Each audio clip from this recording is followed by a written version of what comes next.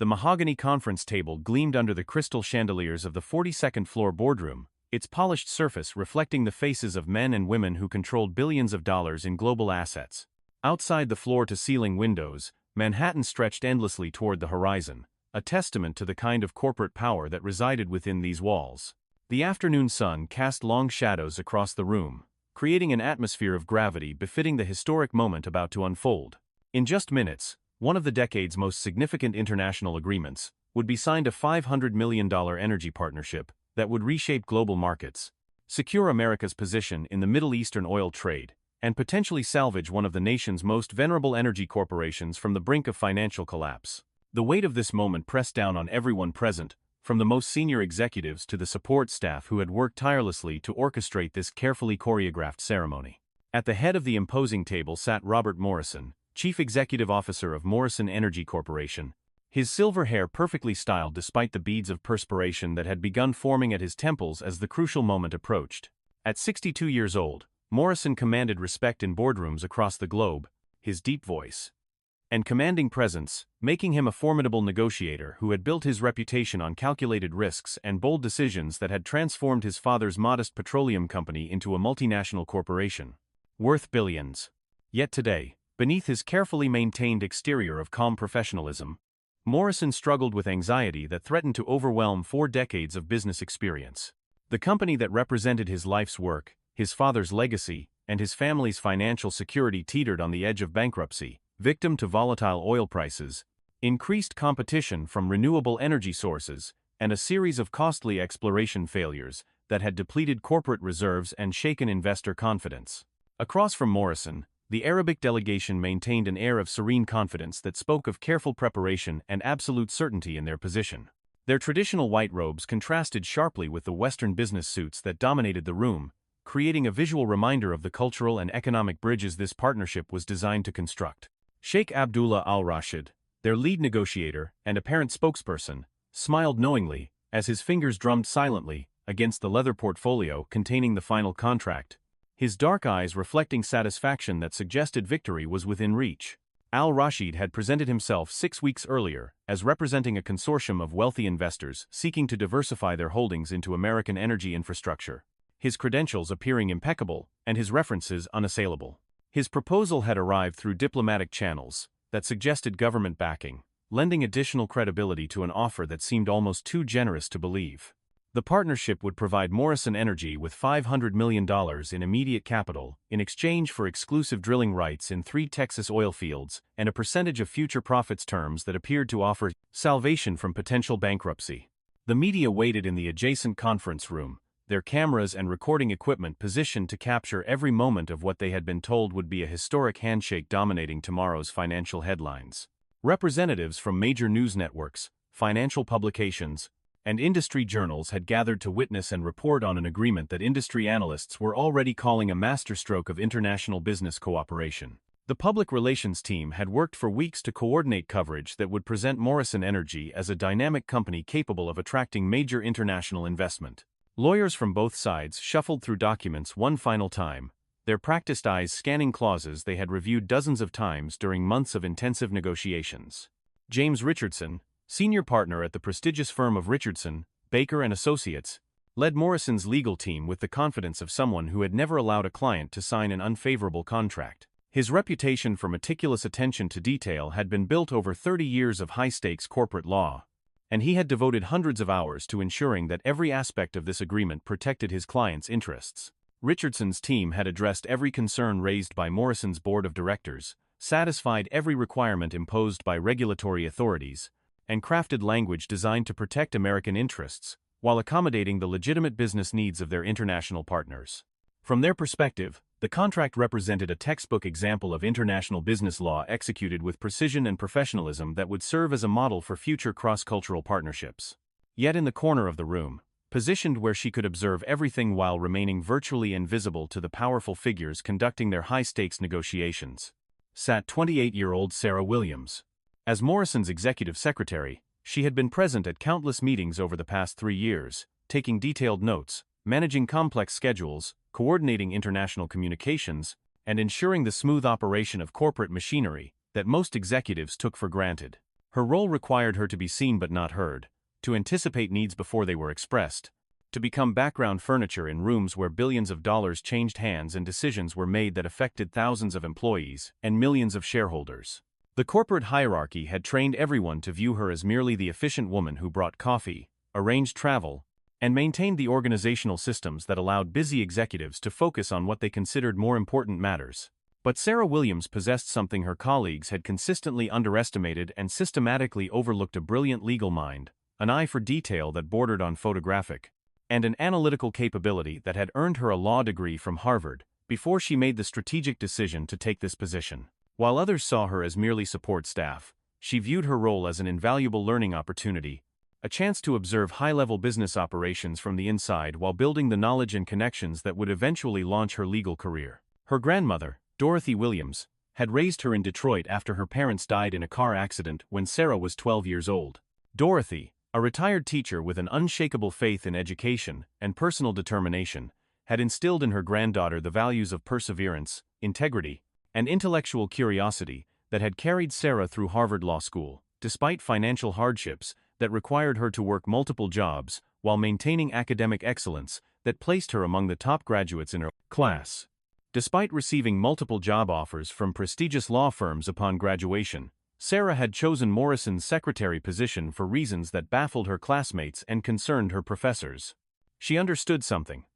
sometimes the most valuable position was not at the head of the table, but in the place where you could observe everything, learn from every interaction, and understand how corporate power really operated behind the facades of public relations and formal presentations. Now, as she sat with the contract's extensive appendices spread discreetly before her, those very skills that had been dismissed and undervalued were about to change everything. Her legal training allowed her to decode the complex language that buried crucial provisions in seemingly innocuous technical specifications, while her position as invisible observer had given her insights into negotiation dynamics that the highly paid experts had somehow missed. The room fell silent as Morrison reached for his Mont Blanc pen, the weight of the moment settling over everyone present like a heavy blanket. This was at the culmination of months of negotiations, legal reviews, due diligence investigations, and diplomatic coordination that had brought together American corporate leadership and Middle Eastern investment capital in what appeared to be a mutually beneficial partnership designed to strengthen both economies while advancing shared strategic interests. The moment had arrived, and with it came the final opportunity to prevent what Sarah had discovered might be the most sophisticated corporate acquisition attempt in modern business history. 3 months earlier, the first subtle indicators of Morrison Energy Corporation's mounting financial distress had begun manifesting in ways that only the most observant employees could detect. Robert Morrison found himself staying later at the office with increasing frequency, his usually pristine mahogany desk gradually becoming cluttered with reports showing declining profits, mounting debts, and cash flow projections that painted an increasingly desperate picture of corporate survival. The quarterly board meetings had evolved from routine progress reports into tense confrontations between Morrison and directors who represented major shareholders, pension funds, and institutional investors, whose patience with declining returns was rapidly approaching exhaustion. Chairman William Thornton, Morrison's childhood friend who had transformed into a corporate adversary as financial pressures mounted, had begun delivering ultimatums, with clinical precision, that left no doubt about the board's expectations and timeline for recovery. The company that Morrison's father, Daniel Morrison, had built from nothing in the 1960s was hemorrhaging money at an alarming rate despite employing some of the industry's most experienced engineers, geologists, and business strategists. What had begun as a modest petroleum exploration company operating from a single office in Houston had grown into a multinational corporation with operations spanning 3 continents. Yet the same global reach that had driven decades of growth was now exposing the company to market volatilities and competitive pressures that threatened its fundamental viability. Morrison had built his professional reputation on calculated risks and bold decisions that had consistently generated profits for shareholders while expanding the company's operational footprint into emerging markets that competitors had considered too risky or culturally complex to navigate successfully. His ability to forge partnerships with governments and business leaders across cultural and linguistic barriers had made him a sought-after speaker at international conferences and a frequently quoted authority on global energy markets. Yet the current crisis tested every skill he had accumulated over 4 decades in the petroleum industry, challenging not only his business acumen, but also his understanding of how rapidly market conditions could shift and how quickly corporate empires could crumble when fundamental assumptions about supply, demand, and geopolitical stability proved incorrect. The renewable energy revolution had accelerated faster than industry experts had predicted, while environmental regulations and public sentiment had created headwinds that made traditional oil exploration increasingly expensive and politically sensitive. The board of directors had made their position crystal clear during their most recent emergency session, convened on a Friday afternoon when stock markets had closed with Morrison Energy shares down another 8% following disappointing quarterly earnings that missed analyst expectations by significant margins. The ultimatum delivered by Chairman Thornton carried the weight of institutional authority and personal betrayal: secure a major partnership deal within 90 days or face removal from the position Morrison had held for 15 years. The threat hung over Morrison like a sword of Damocles, driving him to pursue increasingly desperate partnerships with foreign investors, sovereign wealth funds, and international consortiums that promised immediate capital infusion in exchange for access to American energy resources. The irony was not lost on him that the same globalization that had enabled his company's expansion was now forcing him to consider partnerships that might compromise the independence his father had fought to maintain throughout decades of corporate warfare. Sarah Williams had witnessed every moment of Morrison's mounting desperation from her unique vantage point as the executive secretary who organized his meetings, typed his correspondence, managed his calendar with meticulous precision, and maintained the files that documented every aspect of the company's deteriorating financial condition. Her position afforded her insights into corporate operations that even senior vice presidents rarely possessed, and she had watched with growing concern as her employer pursued partnerships that seemed to offer solutions too good to be true. Her own journey to this corporate pinnacle had been marked by obstacles and achievements that would have challenged someone twice her age, and with far more family support. Growing up in Detroit during the city's economic collapse had taught her lessons about resilience and adaptation that no business school curriculum could provide, while her grandmother's unwavering faith in education had motivated academic achievements that opened doors previously closed to young women from working-class backgrounds. Dorothy Williams had worked as a public school teacher for 43 years, saving every possible dollar to ensure that her granddaughter would have opportunities that had been denied to previous generations of their family. Her modest pension and Social Security benefits had funded Sarah's undergraduate education at Wayne State University, where she had graduated summa cum laude with a double major in political science and economics, before earning admission to Harvard Law School on a combination of academic scholarships and financial aid. The decision to work as Morrison's secretary rather than joining a prestigious law firm had been strategic rather than desperate, though her classmates and professors had struggled to understand why someone with her academic credentials would choose what they perceived as a subordinate position. Sarah understood that corporate law required not only theoretical knowledge, but also practical understanding of how businesses actually operated, how decisions were really made, and how power flowed through organizational hierarchies that were often invisible to outsiders. Her 3 years at Morrison Energy had provided an education in corporate dynamics that no law school course could have delivered, giving her insights into negotiation strategies, regulatory compliance, international partnerships,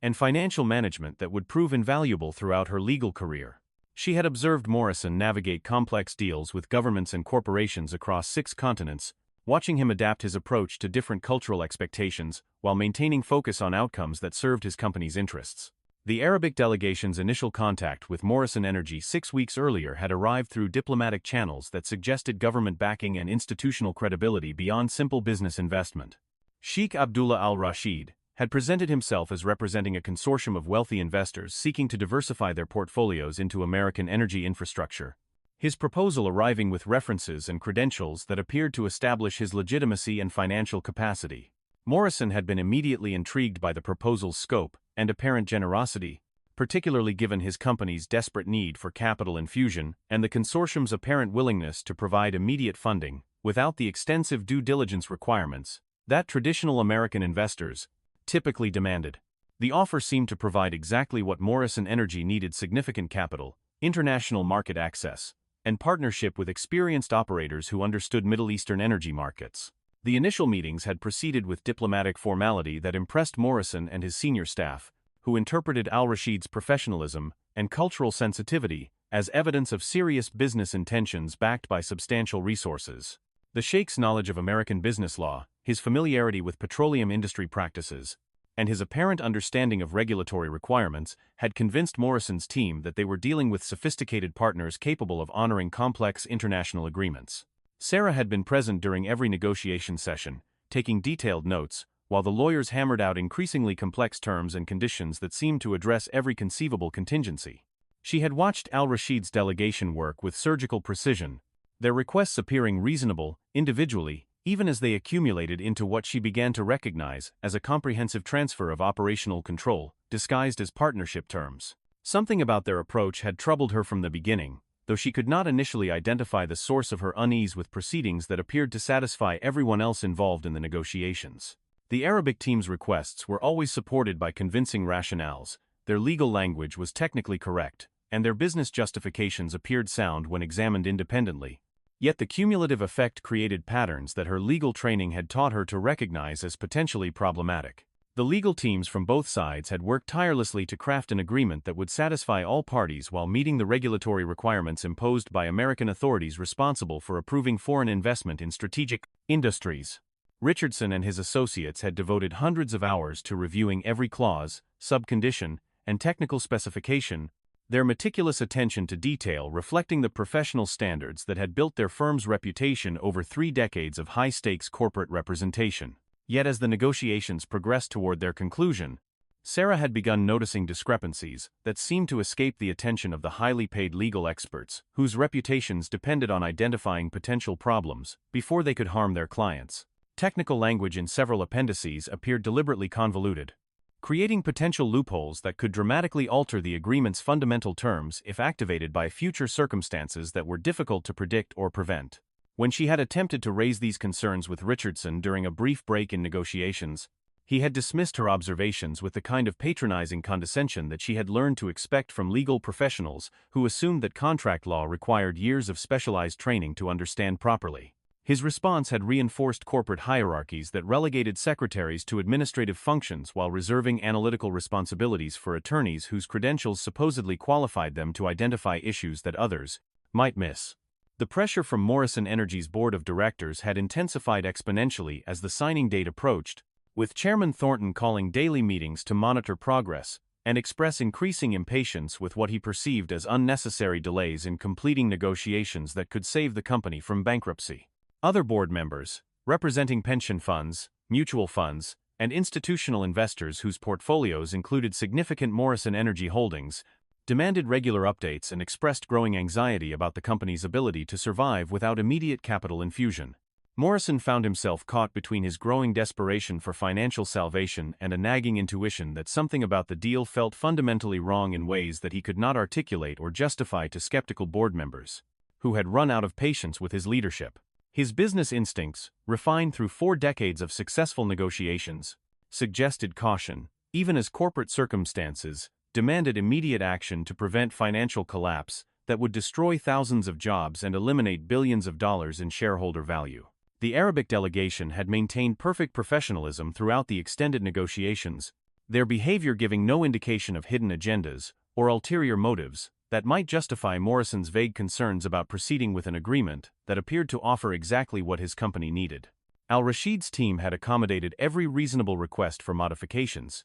accepted additional oversight provisions, and agreed to transparency requirements that seemed to address legitimate concerns about foreign investment in American energy infrastructure. During the final week before the scheduled signing ceremony, Sarah had worked late into the evenings, ostensibly preparing documents and coordinating logistics for the media event that would announce the partnership to financial markets and industry observers. In reality, she had been conducting her own comprehensive investigation into the contract's finer details, using her legal training to decode complex language that buried crucial provisions in seemingly innocuous technical appendices. Her breakthrough had come during a Tuesday night session when she discovered a cross-reference between 2 separate sections that created an entirely different meaning than either clause suggested when read independently. The language was crafted with such legal sophistication that it required multiple readings to understand its implications, and Sarah realized that this level of technical artistry suggested deliberate deception rather than mere oversight or cultural miscommunication. The discovery had kept her awake for 3 consecutive nights, as she verified her interpretation through research into similar contractual structures and explored the potential ramifications of provisions that appeared designed to circumvent American laws protecting strategic industries from foreign acquisition. Her analysis revealed a pattern of interconnected clauses that would effectively transfer not just drilling rights, but operational control of Morrison Energy's entire domestic infrastructure to the Arabic consortium within 5 years of contract execution. If her interpretation was correct, Morrison Energy would gradually lose authority over its own operations, while remaining legally responsible for environmental compliance, employee safety, and regulatory obligations that could expose the company to unlimited liability without corresponding operational control. The arrangement would transform Morrison Energy from an independent corporation into a subsidiary of foreign interests, with American jobs and strategic resources falling under international control that could potentially conflict with national security interests. Sarah faced an impossible dilemma as the signing ceremony approached, with increasing media attention and board pressure for immediate completion. Her position in the corporate hierarchy meant that raising additional objections would be seen as overstepping professional boundaries and potentially career-ending insubordination, particularly given Richardson's previous dismissive response to her concerns about contractual language that trained attorneys had supposedly reviewed exhaustively. Yet remaining silent would make her complicit in what appeared to be a carefully orchestrated acquisition disguised as a partnership, potentially compromising American energy independence, while enriching foreign investors at the expense of domestic workers and national strategic interests. The weight of this knowledge pressed down on her as she struggled with the decision that could define not only her career but potentially the future trajectory of American energy policy. The morning of the signing ceremony arrived with unusual fanfare that reflected the significance industry observers attached to an agreement that promised to reshape international energy relationships while demonstrating America's continued attractiveness to foreign investors seeking opportunities in strategic sectors. Morrison Energy's public relations team had arranged for extensive media coverage, positioning the partnership as evidence of the company's resilience, international appeal, and ability to attract capital from sophisticated investors who recognized value that domestic markets had temporarily overlooked. Financial news networks prepared to broadcast the event live, their cameras positioned to capture every moment of what they anticipated would be a historic handshake between American corporate leadership and Middle Eastern investment capital. Industry analysts stood ready to transmit news of the agreement to global markets, where Morrison Energy's stock price was expected to surge on confirmation of the partnership's completion and the immediate capital infusion that would ensure corporate survival. Morrison arrived at the office earlier than usual, his anxiety masked by an exterior of calm professionalism that reflected 4 decades of experience in high-stakes negotiations where emotional control often determined outcomes. He had barely slept during the previous week, his mind replaying every aspect of the negotiations, while searching for overlooked details that might indicate problems ahead or justify the vague sense of unease that persisted despite his desperate need for the partnership's gride. Financial benefits. His wife, Catherine, had expressed concerns about the deal during their private conversations, her intuition suggesting that $500 million came with obligations and commitments that extended beyond the contractual language that lawyers had reviewed. Her perspective, informed by 35 years of marriage to someone whose business decisions affected their family's security and social standing, had proven remarkably accurate in previous situations where Morrison's analytical approach had missed emotional and cultural factors that ultimately determined success or failure. The Arabic delegation had taken residence in the city's most exclusive hotel. Their entourage, including not only business representatives but cultural attachés, security personnel, and communication specialists, that suggested government involvement extending beyond simple commercial investment. Sheikh al-Rashid maintained his composed demeanor throughout their final preparations,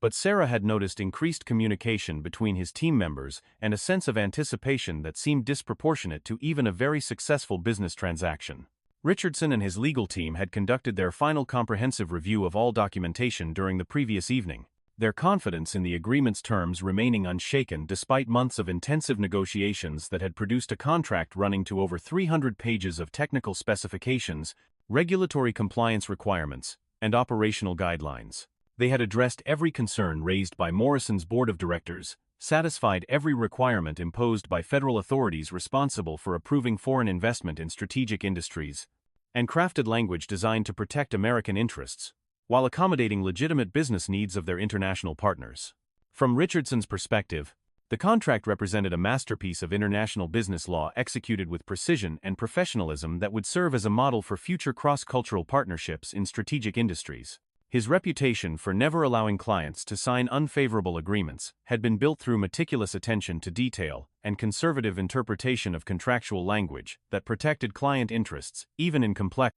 international transactions involving unfamiliar legal systems and cultural expectations. Sarah prepared the conference room with her characteristic attention to detail, arranging documents according to predetermined protocols, testing audiovisual equipment that would record the historic moment, and coordinating with security personnel responsible for managing media access, while protecting confidential information that could affect stock prices or competitive positions. Her outward efficiency masked the emotional turmoil churning in her mind as she struggled with the decision that could define not only her career, but potentially the future of American energy independence. The signing ceremony was scheduled for 3 o'clock in the afternoon, allowing sufficient time for final consultations between legal teams, media setup, and coordination with regulatory authorities who would need to approve the partnership before its terms could be implemented. As the hour approached, Sarah found herself positioned at her usual spot near the wall, her notepad ready, and her expression carefully neutral despite the knowledge that weighed on her conscience like a physical burden. Yet beneath her professional exterior, she was calculating the precise moment when intervention would be most effective and least destructive to relationships and reputations that had taken years to build. The decision required not only courage, but also strategic thinking about how to present complex legal analysis in terms that busy executives could understand and act upon quickly enough to prevent irreversible consequences. The tension in the room was almost palpable as participants took their designated positions around the mahogany table that had witnessed countless corporate decisions over the decades of Morrison Energy's growth from regional company to international corporation. Morrison sat directly across from Sheikh al-Rashid. Their mutual respect, evident despite the underlying competitive dynamics that had shaped months of negotiations over terms that would determine their company's futures. The lawyers flanked their respective clients with portfolios open and expensive pens ready to witness signatures that would create legal obligations worth $500 million while reshaping the competitive landscape of American energy markets. Their confidence reflected months of careful preparation and professional expertise that had anticipated every conceivable complication, except for the possibility that their exhaustive review had missed the most crucial provisions hidden in plain sight. Media representatives filled the adjacent viewing area, their cameras focused on the document that lay open between the two primary negotiators, while financial analysts prepared to transmit news of the agreement to global markets, where Morrison Energy's stock price would likely surge on confirmation of the partnership's completion. The moment represented the culmination of months of speculation, negotiation, and preparation that had attracted international attention to what industry observers considered a potential model for future cooperation between American corporations and Middle Eastern investment capital. Morrison reached for his Mont Blanc pen with deliberate slowness, understanding that this moment would define his legacy and determine his company's survival, while potentially affecting the livelihoods of thousands of employees whose futures depended on decisions made in corporate boardrooms far removed from their daily work experience. The pen felt heavier than usual in his fingers as he positioned it above the signature line. Every eye in the room focused on the precise spot where ink would soon create legal obligations that could not be reversed or modified without consent from parties whose true intentions remained partially concealed. Sheikh al-Rashid smiled with quiet satisfaction that reflected months of careful planning and patient negotiation designed to achieve objectives that extended beyond simple financial return on investment. His team had anticipated every possible obstacle, crafted solutions that protected their interests while maintaining the appearance of mutual benefit, and positioned themselves to acquire strategic American assets through legal mechanisms that would be difficult for future governments to challenge or reverse. The silence stretched endlessly as Morrison prepared to sign, the only sound being the faint scratch of expensive suits against leather chairs, and the distant hum of air conditioning that maintained perfect climate control in the room where corporate empires were built and sometimes destroyed. The room held its collective breath, witnesses to a moment that would dominate headlines and reshape international business relationships for years to come, while potentially determining the fate of American energy independence. Then, cutting through the tension like a blade slicing through silk, a clear voice spoke from the corner of the room where Sarah Williams sat with her notepad full of observations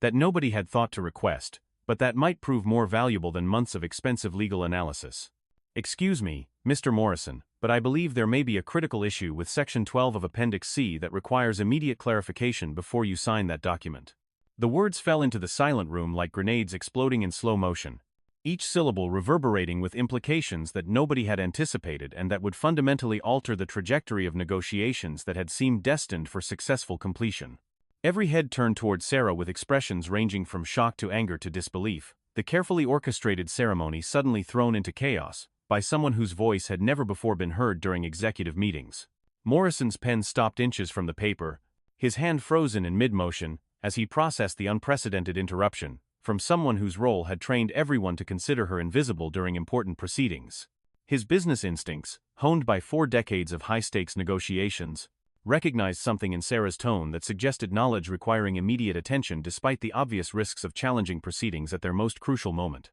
Sheikh al-Rashid's composure cracked for the first time in months of negotiations, his diplomatic mask slipping to reveal genuine alarm as he focused on the young woman who had dared to interrupt proceedings at the moment when victory had seemed assured. His associates exchanged quick glances that suggested they had not anticipated this particular complication in their carefully orchestrated plan to acquire American energy assets through legal mechanisms designed to circumvent traditional acquisition restrictions. Richardson's face flushed crimson with embarrassment and fury as he realized that his client's secretary had just committed what he considered professional suicide in front of international media and high-stakes business partners whose respect he had worked years to earn. His reputation for managing flawless legal proceedings was now threatened by someone he had consistently dismissed as irrelevant to serious negotiations involving complex international law and sophisticated financial instruments. The media representatives sensed immediately that something extraordinary was happening, their cameras swiveling to capture Sarah's unexpected intervention,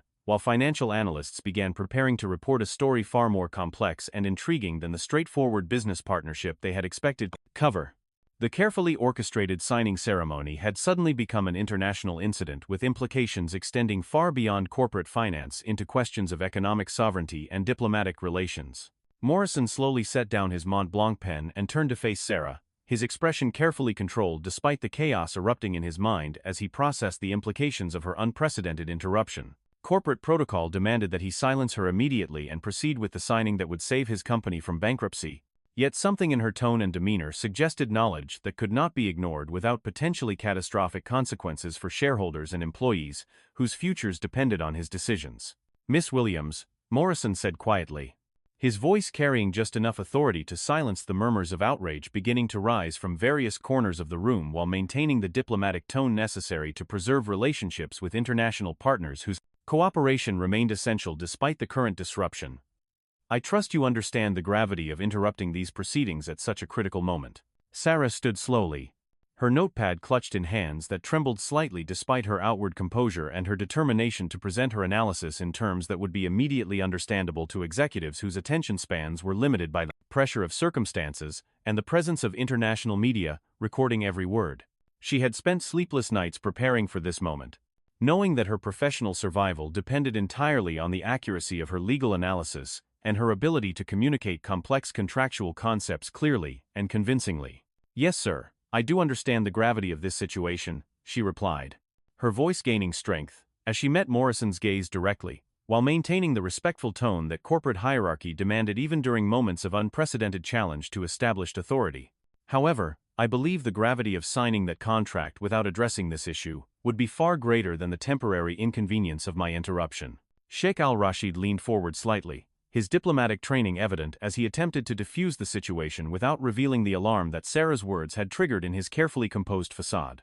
His voice carried the smooth authority of someone accustomed to international negotiations, where cultural sensitivity and political awareness often determined outcomes more than purely business considerations. "Perhaps this young lady's concerns could be addressed after we complete the formalities here," al-Rashid suggested with the kind of condescending politeness that masked his desperate desire to proceed with the signing before additional scrutiny could expose elements of the contract that were supposed to remain hidden until after execution. Surely her observations, however well-intentioned, need not delay proceedings that have been months in preparation, and that represent the culmination of extensive legal review by qualified professionals. Richardson stood abruptly, his intention clearly to escort Sarah from the room before she could further embarrass herself and damage his firm's reputation with international partners, whose future business could be worth millions of dollars in legal fees. His voice carried the authoritative tone of someone whose professional standing had been built on maintaining absolute control over legal proceedings involving his client's most important business relationships.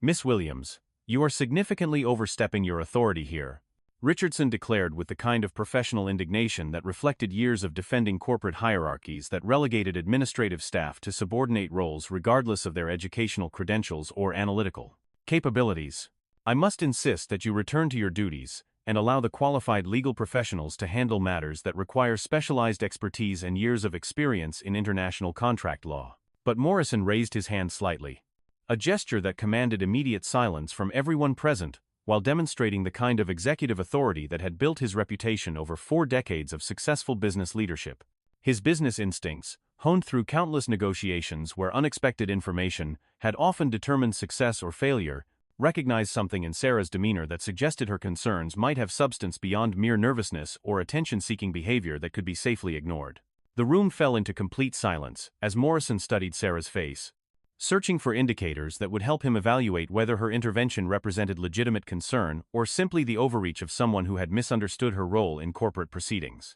His decision would not only determine the immediate fate of the signing ceremony, but could also affect his company's survival and his own professional legacy as the executive who had either saved or destroyed one of America's most venerable energy corporations. "Miss Williams," Morrison said carefully, his voice carrying the weight of someone who understood that the next few minutes could determine not only his company's future, but also the careers and financial security of everyone in the room. "You have 30 seconds to explain why I should not sign this contract. And I strongly suggest you use those 30 seconds wisely, because your career and possibly this company's survival depend entirely on what you say next." Sarah took a deep breath and opened her notepad to the pages covered with her careful analysis, cross-references, and legal interpretations that had consumed her attention for weeks. While everyone else focused on the apparent benefits of a partnership that promised immediate financial salvation, her legal training had taught her to organize complex information quickly and present it persuasively, but addressing an audience that included skeptical attorneys and increasingly impatient business leaders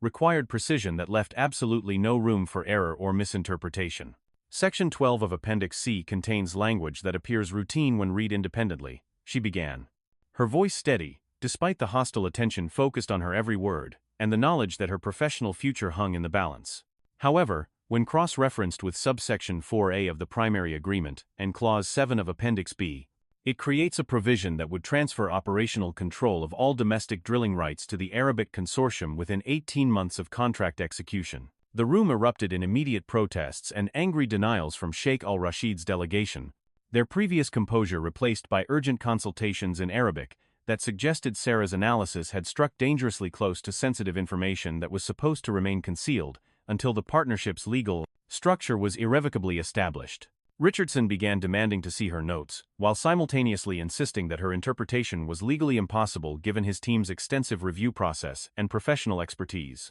Morrison's expression shifted from skepticism to sharp focus as he processed the implications of Sarah's claim and began understanding that if her analysis was accurate, he was minutes away from signing away, not just partnership terms but actual control of his company's most valuable assets to foreign interests, whose true intentions had been deliberately concealed. The possibility that his own legal team had missed such a crucial provision seemed impossible, yet Sarah's confidence and specific references suggested knowledge that demanded immediate investigation, regardless of the diplomatic and financial consequences. "Miss Williams," Morrison said slowly, his voice carrying new authority as he recognized that the situation had fundamentally changed and required immediate action to protect his company's interests, "I want you to show Mr. Richardson exactly what you are talking about. And I want everyone else in this room to remain silent until we have determined the accuracy of these allegations." Sheikh al-Rashid attempted to interject with diplomatic objections about delaying the ceremony based on unfounded concerns from unqualified personnel, but Morrison's raised hand silenced him before he could finish his sentence, demonstrating that the power dynamics in the room had shifted dramatically with Sarah's unexpected intervention,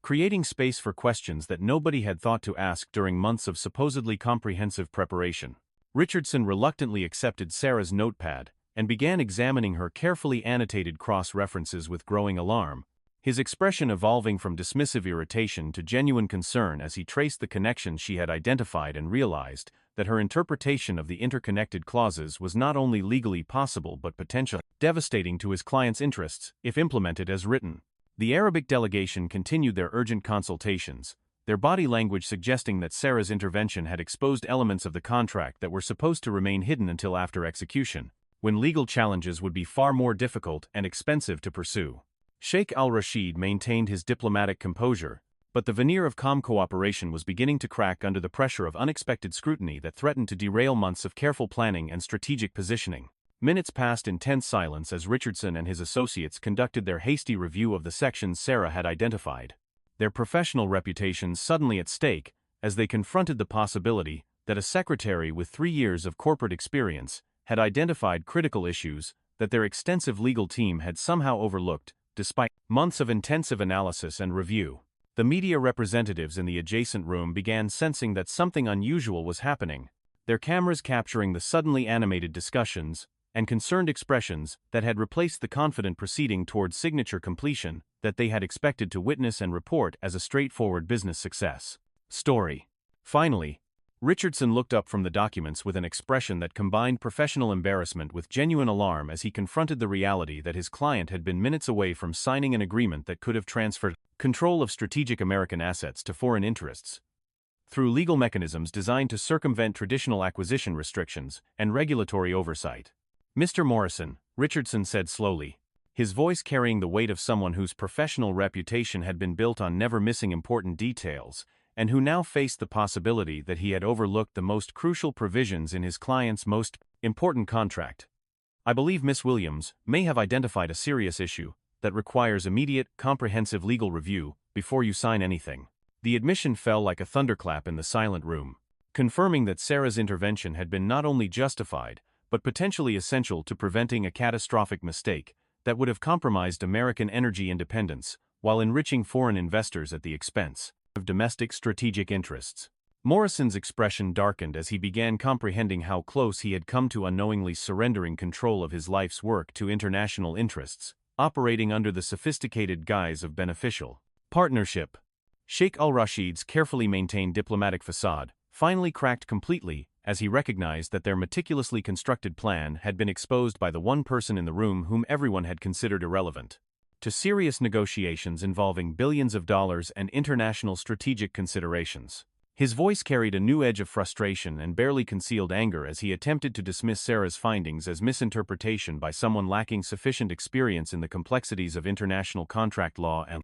cross-cultural business relationships. "This is precisely why complex agreements should be handled only by qualified professionals with years of specialized training," Sheikh al-Rashid declared, his diplomatic tone barely concealing his desperation to salvage negotiations that had required months of careful preparation and coordination between multiple organizations with interests extending far beyond simple commercial investment. A junior employee's misunderstanding of standard contractual language should not derail negotiations that represent the culmination of extensive work by experienced legal teams from both sides of this partnership. But Morrison was no longer listening to diplomatic objections or polite explanations that seemed designed to deflect attention from the substantive issues that Sarah had raised with such confidence and specificity. His business instincts had been fully activated by the possibility that he had been deliberately deceived through sophisticated legal mechanisms, and his expression reflected the cold anger of someone who had built a corporate empire by recognizing and countering attempts at manipulation disguised as legitimate business opportunity.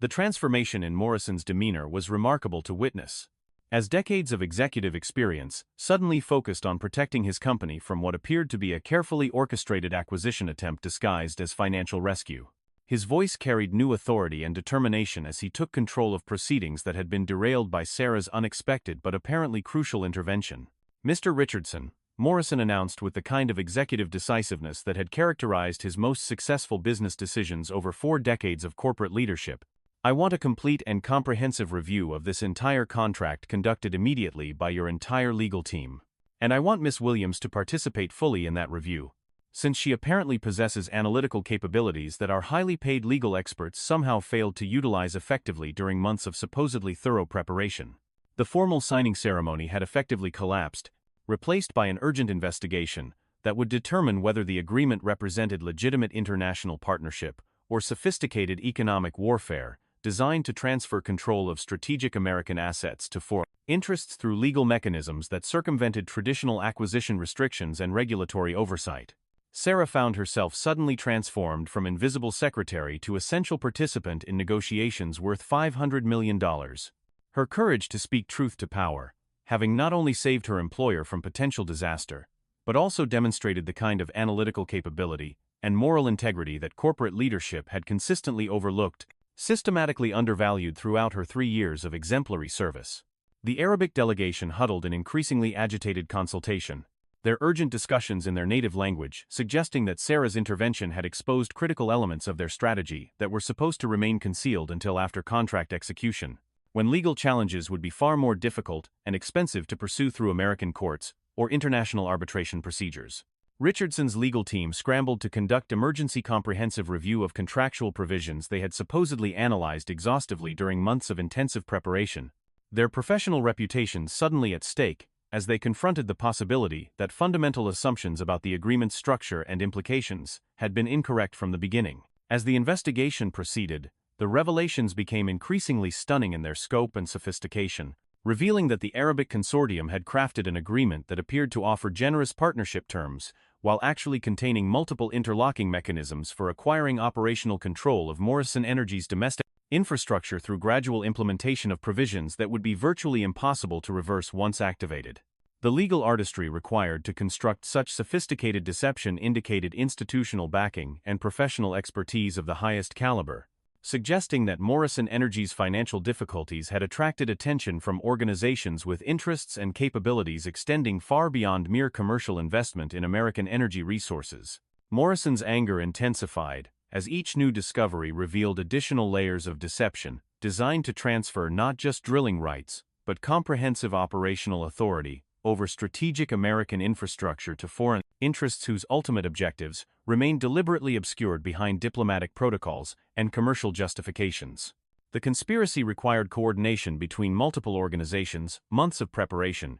and legal expertise that could only have been provided by institutions with substantial resources and strategic patience, indicating that Morrison Energy had been targeted for acquisition through mechanisms designed to circumvent American laws protecting strategic industries from foreign control. Sheikh al-Rashid and his delegation maintained their diplomatic protests of innocence throughout the afternoon, insisting that the controversial contractual language resulted from translation difficulties and cultural misunderstandings, rather than deliberate deception designed to acquire American assets through sophisticated legal mechanisms that would be difficult for future governments to challenge or reverse. Their explanations became increasingly strained and unconvincing as the evidence mounted that the problematic provisions were too numerous, too sophisticated, and too strategically positioned to result from accidental miscommunication or innocent oversight during months of supposedly careful negotiation between experienced legal professionals from both cultures. By early evening, the truth had become undeniable and impossible to rationalize through diplomatic explanations or cultural justifications. The $500 million partnership offer had been a carefully constructed trap designed to acquire control of American energy resources through legal mechanisms that appeared legitimate on the surface while containing hidden provisions that would effectively transfer operational authority to foreign interests within a predetermined timeframe. The signing ceremony that was supposed to save Morrison Energy from bankruptcy and demonstrate American attractiveness to international investors would have instead delivered the company directly into foreign control through contractual obligations that would have been legally binding and extremely difficult to challenge through American courts or international arbitration procedures. Morrison stood before the assembled group with an expression that reflected both profound gratitude for the disaster that had been averted and steely determination to ensure that such sophisticated deception would not go unchallenged by American authorities responsible for protecting strategic industries from foreign acquisition attempts disguised as beneficial partnerships. His voice carried the authority of someone who had reclaimed control of his company's destiny through the unexpected intervention of an employee whom corporate hierarchy had rendered virtually invisible despite her exceptional analytical capabilities and unwavering commitment to protecting American strategic interests. "Ladies and gentlemen," Morrison announced, his words carrying clearly through the tense silence that had settled over the room like a heavy blanket, "it appears that we have discovered the true nature of this proposed partnership through the exceptional analytical work of Miss Williams, who has not only saved this company from a catastrophic mistake, but has also exposed what appears to be a sophisticated attempt to acquire American energy infrastructure through deceptive legal mechanisms designed to circumvent our laws, protecting strategic industries from foreign control." The Arabic delegation's protests and diplomatic objections fell on deaf ears, as Morrison instructed security personnel to escort them from the building, their carefully constructed facade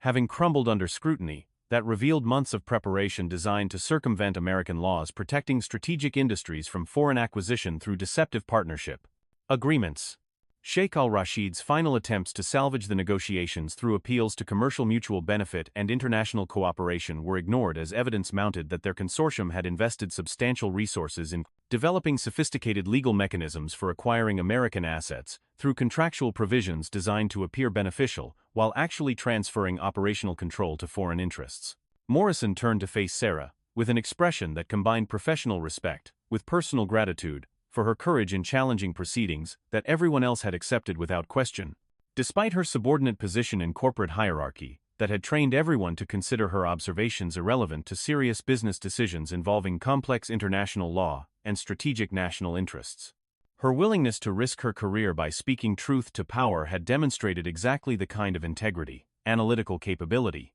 and moral courage that modern corporations desperately needed in leadership positions. Responsible for protecting American strategic interests from increasingly sophisticated foreign acquisition attempts, disguised as beneficial partnerships. Miss Williams, Morrison said clearly, ensuring that his words would be heard by everyone present, including the media representatives, who were now recording every moment of the dramatic reversal that had transformed a routine signing ceremony into an international incident with implications extending far beyond corporate finance. You have demonstrated capabilities that this company has been foolish to underutilize throughout your 3 years of exceptional service. Your analytical skills, legal expertise, and moral integrity have saved not only this corporation but potentially American energy independence from sophisticated foreign acquisition attempts. The promotion that Morrison announced represented not just personal recognition for Sarah's exceptional contribution, but also acknowledgement that corporate hierarchies often overlook valuable perspectives by focusing on traditional credentials rather than actual capability, integrity, and commitment to principles larger than personal advancement or corporate profit maximization. Effective immediately, Morrison continued, his voice carrying the authority of someone whose business decisions affected thousands of employees and billions of dollars in shareholder value. I am promoting you to Senior Vice President of Legal Affairs, with full authority to review all future contracts, partnerships, and international agreements to ensure that this company never again comes so close to unwittingly compromising American strategic interests through inadequate analysis of sophisticated foreign acquisition attempts. The transformation from overlooked secretary to senior executive illustrated the potential that organizations waste when they fail to recognize talent regardless of its packaging, while demonstrating that individual courage and analytical excellence could triumph over institutional complacency and foreign manipulation, when supported by leadership willing to acknowledge and correct previous oversights. The media coverage of the failed signing ceremony and subsequent revelations dominated international headlines for weeks, highlighting both the increasing sophistication of modern economic warfare and the critical importance of vigilant oversight in protecting national strategic interests from foreign acquisition attempts that utilized legal mechanisms specifically designed to circumvent traditional regulatory protections. Sarah Williams became a symbol of individual courage triumphing over institutional hierarchy and foreign manipulation, her story inspiring countless employees in subordinate positions to develop their analytical capabilities and speak up when they observed problems that their supposedly qualified superiors had somehow missed or ignored. The incident prompted immediate congressional investigations into foreign acquisition attempts targeting American energy infrastructure, revealing that Morrison Energy had been one of multiple companies approached by similar consortiums, operating with apparent government backing and sophisticated legal support designed to acquire strategic American assets through contractual mechanisms that appeared beneficial while actually transferring operational control to foreign interests. The investigations led to substantially strengthened oversight mechanisms, enhanced legal requirements for international partnerships involving strategic industries, and new regulatory frameworks designed to identify and prevent sophisticated foreign acquisition attempts disguised as beneficial commercial partnerships. Morrison Energy not only survived its financial crisis but emerged significantly stronger than before, its stock price surging, as investors recognized the quality of leadership that had detected and prevented sophisticated foreign acquisition attempts. Through the exceptional analytical work of an employee, whom corporate hierarchy had previously overlooked and systematically undervalued, the company's enhanced reputation for integrity, vigilance, and commitment to American strategic interests attracted new partnerships and investment opportunities that far exceeded the original $500 million proposal, while establishing Morrison Energy as a model for other corporations facing similar challenges from increasingly sophisticated foreign acquisition attempts. Sarah Williams' remarkable transformation from invisible secretary to senior executive became a business school case study in the importance of diverse perspectives, analytical excellence, and the moral courage required to challenge conventional wisdom when fundamental principles of national sovereignty and corporate integrity are at stake. Her story inspired legislative hearings, academic research, and corporate governance reforms designed to ensure that organizations utilize all available analytical talent, regardless of hierarchical position, while creating mechanisms for employees to raise concerns about potential threats to national strategic interests without fear of career retaliation. The failed Arabic conspiracy served as a clear warning to other foreign entities considering similar acquisition strategies, demonstrating that American corporate vigilance, when properly utilized and supported, could expose even the most sophisticated deception designed to circumvent laws protecting strategic industries from foreign control. The incident strengthened international cooperation in identifying and preventing economic warfare disguised as legitimate business partnership, while establishing new precedents for protecting national strategic interests from sophisticated foreign acquisition attempts that utilized legal mechanisms specifically designed to appear beneficial while actually transferring operational control to international interests. Years later, Sarah Williams would reflect on that pivotal moment when she chose courage over caution and truth over comfortable silence, understanding that her decision to speak up had not only saved her company, but had also protected American energy independence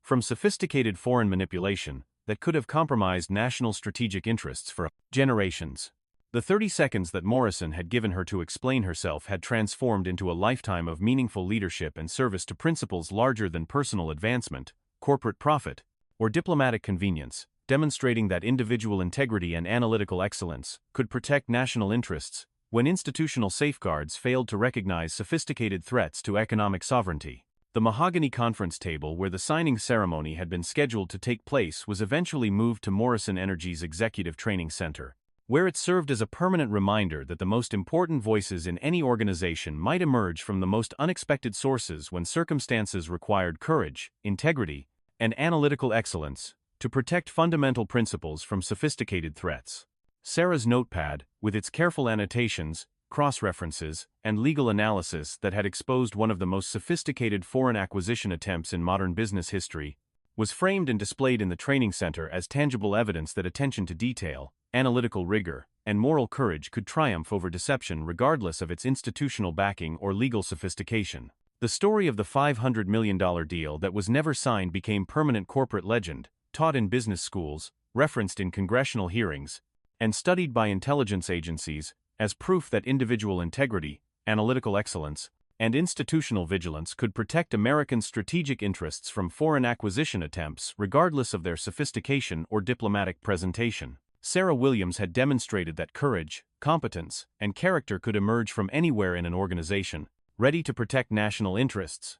When traditional safeguards failed to recognize threats to economic sovereignty disguised as beneficial commercial partnerships, while proving that sometimes the most valuable perspectives come from those whom institutional hierarchy has trained everyone to overlook and systematically undervalue.